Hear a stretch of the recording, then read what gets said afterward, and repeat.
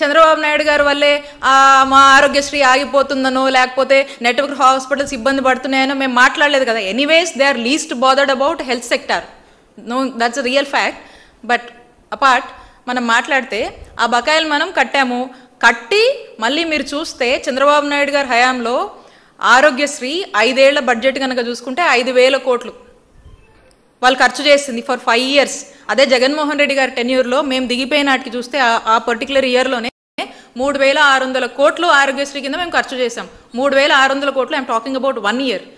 వెరాస్ 5 years 5,000 crores వాళ్ళు ఖర్చు చేశారు. అంటే ఇమాజిన్ జగన్మోహన్ రెడ్డి గారి ప్రభుత్వంలో ఆరోగ్యశ్రీని ఎంత స్ట్రెంథన్ చేశాము. యూనివర్సల్ కవరేజ్ కింద యూనివర్సల్ హెల్త్ ఫర్ ఆల్ అని చెప్పి 90% ఆఫ్ ద ఫ్యామిలీస్ ఆరోగ్యశ్రీలో బెనిఫిట్ అయి ఉన్నారు. సో కాబట్టి the numbers only speaks and that's the difference. కాబట్టి we're very committed in delivering very good health facilities to all the people of the state. చేరుతున్నారా? ఎప్పుడు చేరుతున్నారు? But that's a old news కదా, అది ఎప్పుడో పాతదే కదా news. It's an old news, పాత న్యూసే అది. ఏం ఎక్కడికి వెళ్ళట్లేదు, అదే పాత న్యూసే కదా.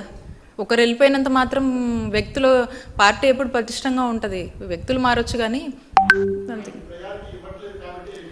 ఏం లేదండి. మొన్నటిదాకా ఇక్కడే ఉన్నారు, ఇప్పుడు ఆయనకు ఆ పార్టీ నచ్చింది, ఆవిడకి వెళ్తున్నారు.